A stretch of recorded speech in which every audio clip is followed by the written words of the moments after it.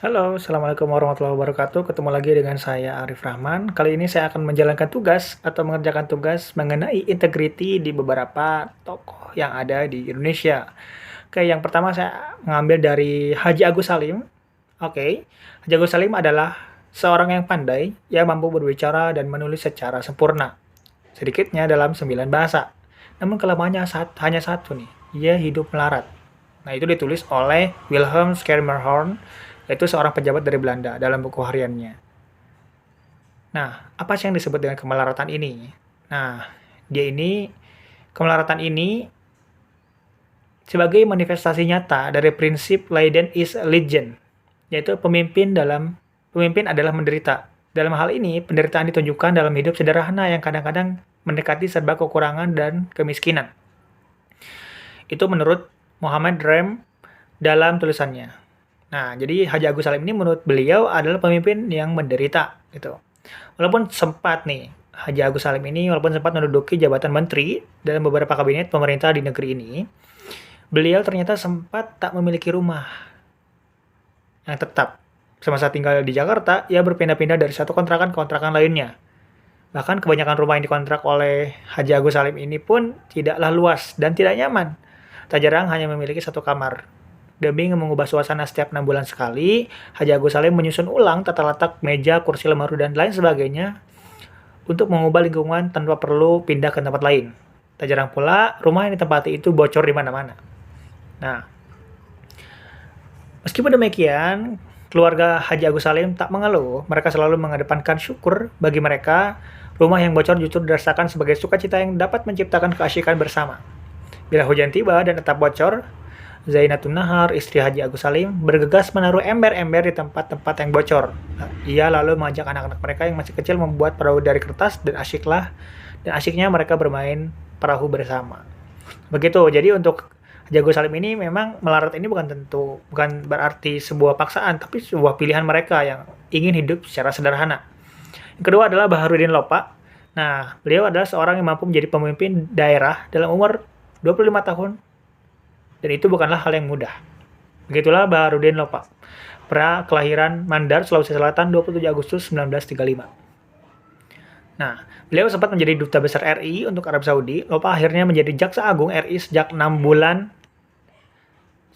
Juni 2001 sampai wafatnya pada 3 Juli 2001. Nah, semasa aktif, beliau dikenal tegas dan berani melawan kejahatan kerah putih. Dia menyeret Tony Gozal alias Go Tiong Kin dengan tuduhan manipulasi dana reboisasi sebanyak 2 miliar. Lopa juga mengejar keterlibatan Arifin Panigoro, Akbar Tanjung, dan Nurdin Halid dalam kasus korupsi. Selain itu, ia pun berani mengusut kasus yang melibatkan mantan presiden, yaitu Soeharto.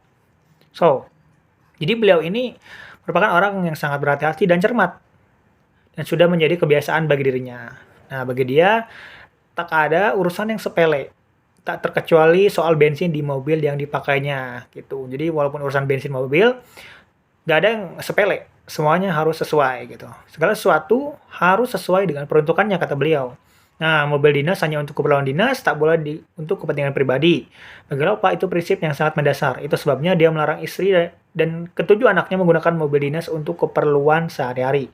Bukan hanya urusan mobil, soal telepon pun Lopa sangat ketat.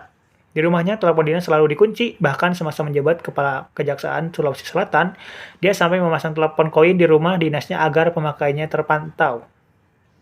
Nah, sehingga sikap tegas yang diterapkan kepada diri sendiri dan keluarga secara otomatis terbawa pula dalam menjalankan tugas. Lopa dikenal sebagai sosok yang tak kenal kompromi, siapapun siap dihadapinya bila memang bermasalah. Gitu. Kemudian untuk yang terakhir ini, Sri Sultan Hamengkubuwono IX. Nah, Sri Sultan yang bernama asli Bendoro Raden Mas Doro Jatun memang memiliki tempat tersendiri di hati rakyat Yogyakarta, bahkan Indonesia. Ia yang dikenal sebagai sultan yang demokratis, merakyat, dan setia kepada negara kesatuan Republik Indonesia.